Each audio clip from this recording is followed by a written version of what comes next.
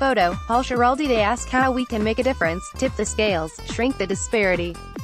And it's an important question, a necessary one, given how long this imbalance has been in place.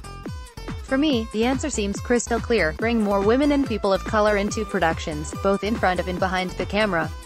Hire them. Period. In making my new film, Blue Night, alongside my producing partner, Sarah Jessica Parker, and our all-female company Pretty Matches Productions, we made a conscious effort to hire as many female and diverse crew members as possible.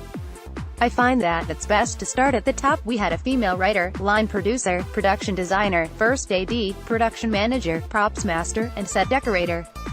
Our crew hailed from Spain, Peru, France, Australia, Croatia, Italy, Mexico, India, New Zealand. The list goes on, all the way across New York State and maybe even New Jersey.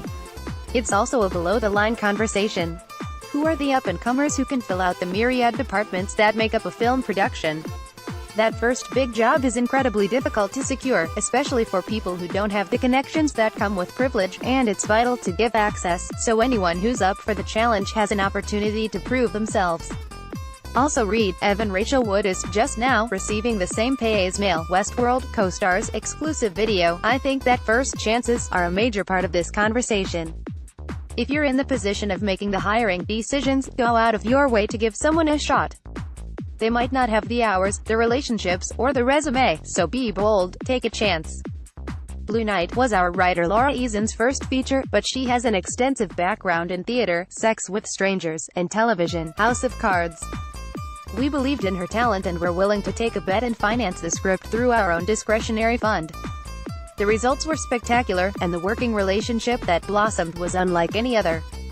As much as we took a chance on her, she was taking one with us, and I'm confident that future collaborations will reflect the trust of that foundation.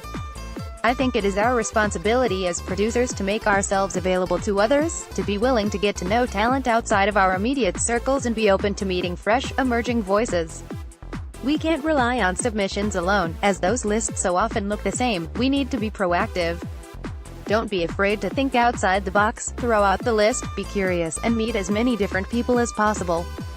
Also read, Hollywood Gender Gap Shocker, women directed just 3% of this year's studio films. Exclusive. It's up to us to mentor those who wouldn't otherwise gain access to the work that they deserve. On our HBO series, Divorce, each season we've had a shadow program for emerging directors.